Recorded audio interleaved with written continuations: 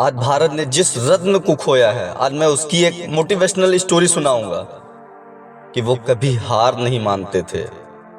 उन्होंने अगर ठान लिया तो उन्होंने करके दिखाया।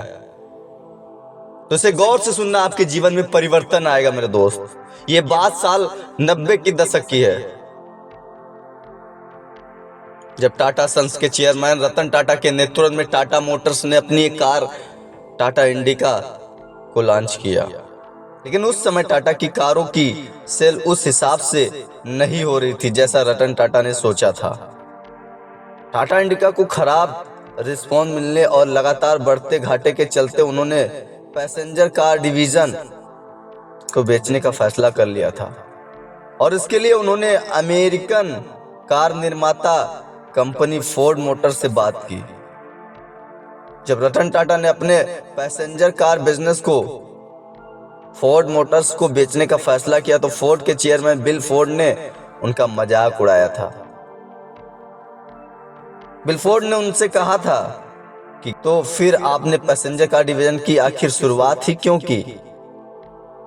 बिल यही नहीं रुके और उन्होंने कहा कि अगर हम आपके इस बिजनेस को खरीदते हैं तो ऐसा करके हम आपके ऊपर एहसान करेंगे। बिल फोर्ड की बातें उनके दिलो दिमाग में घर कर गई।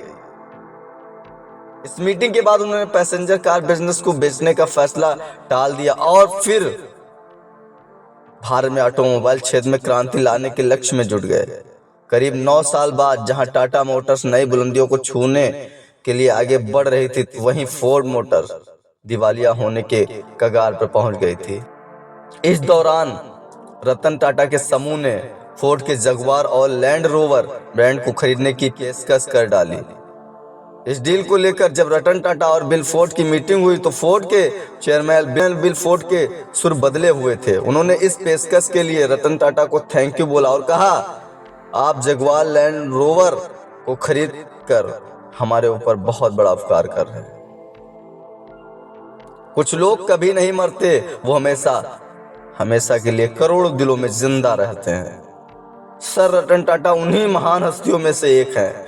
आप हमेशा हम सबके लिए प्रेरणा बने। ये मेरी ओर से विनम्र श्रद्धांजलि स्वर्गीय रतन टाटा जी के लिए। दोस्तों, इस कहानी से हमें एक चीज सीखने को मिलती है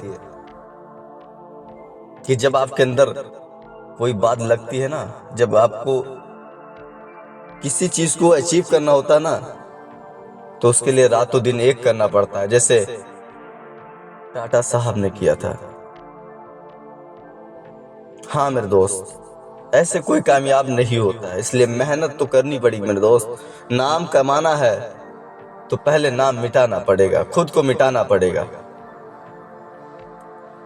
फिर आप उन बुलंदियों तक पहुंचोगे ना जहां तक किसी ने सोचा नहीं होगा।